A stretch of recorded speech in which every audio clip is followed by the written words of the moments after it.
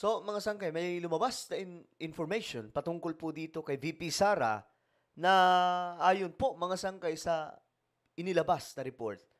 Anumang oras daw po, masasakote o aarestuhin ang ating Vice Presidente at dadalhin din po sa dahig. Yan po ang ating pag-uusapan ngayon, mga sangkay.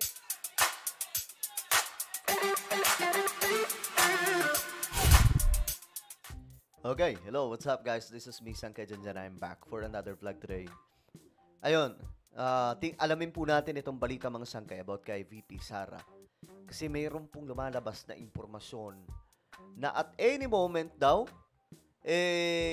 masasakote na ang Vice Presidente. Kasama po pala daw siya sa listahan ng mga taong involved at po pwedeng madala sa ICC. Ano lang to, mga sangkay? Sabi kasi, ang kay PRRD, yun daw po yung first batch. So, tapos mayroon pang second batch. Tapos may third batch pa eh. Well, alamin po natin yan. Anyway, bago tayo mag-umpisa, paki-subscribe po muna yung ating YouTube channel. Yan, tayo po ay 1.49 million subscribers na. At ilang tulog na lang, 1.5 million subscribers na po tayo sa YouTube. Alright? So kung ikaw ay hindi pa po nakakapag-subscribe dyan at gusto mong mapabilang sa dumaraming mga solid sangkay, ang gawin nyo lamang po, i-click nyo po yung subscribe button na makikita po sa baba ng video na to. I-click nyo po yung bell at i-click nyo po yung all. Sa mga nanonood po sa Facebook, i-follow nyo po yung ating Facebook page. Okay. Ito na nga. Ito yung balita. Planong pag-aresto daw po kay VP Sara isiniwalat. No? Tingnan po natin. May napipinto umanong planong pag-aresto kay Vice President Sara Duterte. Ito ang ibinulalas na Grabe yung word, ibinulalas. ang isa pong mambabatas at presidential sister.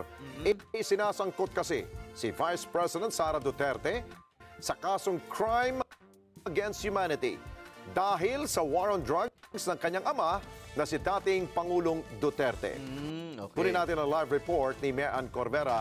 Mean, ano ang koneksyon na nakikita nitong mambabatas nito? Alex, tuloy nga raw ang paninira sa pamilya Duterte kung saan ang susunod ng target ay si Vice President Sara Duterte. Nako, yari to. Si VP Sara Duterte. Ayaw pa naman tumigil nun, di ba? Pansin po natin ngayon, mga sangkay. Ayaw po tumigil sa kakatalak laban po sa pamahalaan. Sa 20 pesos na bigas. Alam niyo yung kahit wala na pong kasensens na sinasabi.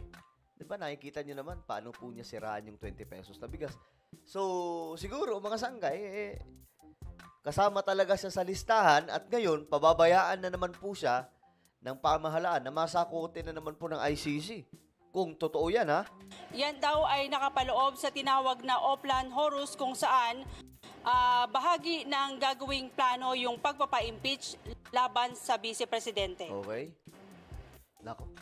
Alam niyo, pag na-impeach si VP Sara tapos maging matagumpay ang impeachment complaint laban sa kanya, kawawa po talaga siya dito. Baka ang mangyari, hindi na po siya makatakbo. Hindi na po siya makaupo sa kahit na anong opisina ng ating pamahalaan. Ipinoproseso na umano ngayon ang warrant of arrest laban kay Vice President Sara Duterte. Nako. Okay. Sino? Sino to? Si Amy Marcos pa lang nagsiwalat nung kanyang beshiwap. Ang Vice Presidente ay iniugnay rin sa kasong crime against humanity na isinampa laban sa kanyang ama na si dating Pangulong Rodrigo Duterte dahil sa war on drugs sa ilalim ng kanyang administrasyon. Ayon kay Senador Amy Marcos, nakatanggap siya ng report na target ng susunod na arrest order ang Vice Presidente. There are also allegations that, first of all, several weeks ago, a draft was mooted involving a warrant of arrest of 5 police officers, including Senator Ronald Bato de la Rosa. Ito talaga, si Bato, hindi na po ito malabo, mga sangkay, kasi siya po yung general at that time. Siya po yung pasimuno niyan dati. Late, there has been a rumor, once again, that the Vice President will in fact be issued by the ICC a warrant immediately. So, alam natin na si VP Sara ay nandun sa listahan. Pero alam ko na nasa ibaba siya, no? Doon sa mga pinangalanan. Ngunit, ilang araw nakalipas, may mga report na siya na ang uunahin. Naku, yari. Pero nang tanong Yari. Siya pala yung nasa dulo ng listahan. Ngayon, posibleng siya na po yung isunod. Kumbaga, unahin na po mga sangkay. Kumbaga, nasa last batch po siya. Ngayon, gagawin na po second batch. Yun po ang pinaparating ni Amy Marcos. kung sino ang kanyang source at kailan posibleng ilabas ang warrant of arrest, sabi ng mambabatas. Uso naman ang chismis ngayon. Chismis rin po. Yun lang. Chismis lang pala. Pero kahit chismis, sinabi ni Marcos na hindi niya papayagan na maulit ang nangyari sa dating Pangulo na basta na lamang isinuko sa madayuhan matapos arestuhin. Nanindigan ng senador na politically motivated ang pagpapaaresto sa dating Pangulo at walang jurisdiksyon ang International Criminal Court laban sa sino mang inaakusahan sa Pilipinas. Bahagi raw kasi ito ng tinawag niyang Oplan Horus, isang mid-election action final campaign, sprint action plan na binuo ng umano'y mga kaalyado ng administrasyon sa naka-CMD para pabagsakin umano ang pamilya Duterte. Foremost, the administration has said time Grabe yung effort ngayon ni Amy Marcos para sa mga Duterte, no?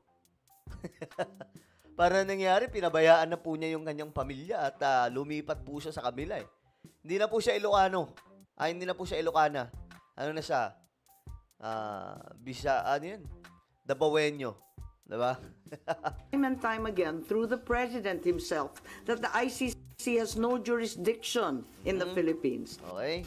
Therefore, any warrant of arrest by the ICC cannot be enforced in this country for lack of jurisdiction. It is nothing, that warrant from the ICC, but a mere scrap of paper. Walang bale yun. Pero iginit ni Senator Bongbong Marcos na hindi siya sang-ayon sa findings ng kanyang kapatid na si Senator Amy sa pagkakaaresto sa dating Pangulo.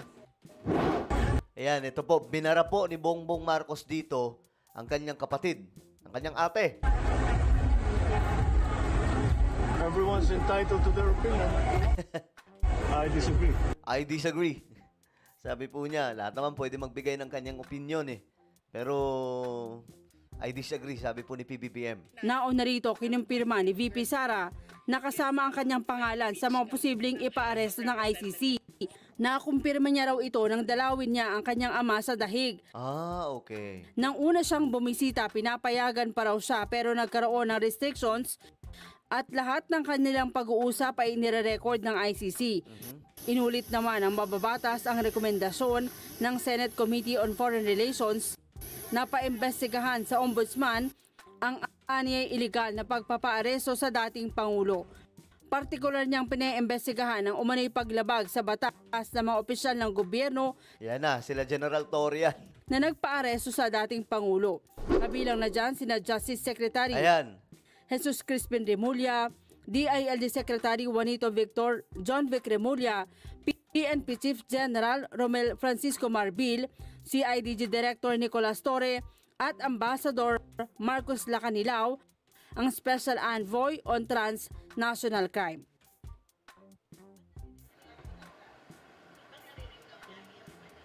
Grabe tong ano natin ngayon, no? Politika sa bansa. Mainit po talaga eh. So ngayon, mga sanggay, yan nga po ang inilabas na impormasyon na itong si Vice President Sara Duterte, anumang oras daw po, ay posibleng masakote ng otoridad. At syempre, ang mangyayari nun mga sangkay, since wala pong jurisdiction dito ang ICC, hihingi lamang po sila ng tulong sa Interpol. Ganun po ang mangyayari nun. At ang Interpol mga sangkay, syempre, hihingi po ng tulong sa otoridad ng ating bansa. At ang mga kapulisan, mga sangkay, ang magpapatupad ng pagkuha kay VP Sara para dalhin po sa The Hague, mga sangkay. So, yan po yung medyo bad news, no? Pambihira. Pero, yun na nga po, mga sangkay. Ano po ang inyong opinion tungkol po dito? Kayo ba ay natutuwa o kayo po ay naiinis sa mga nangyayari? Comment lamang po sa ibaba ang inyong mga opinion. Meron po tayong YouTube channel. Ito po ay Sangkay Revelation. Hanapin niyo po ito sa YouTube ngayon din kapag nakita niyo na. Then click the subscribe, click the bell, and click all. Ako na po ay magpapaalam. Mag-iingat pong lahat. God bless everyone.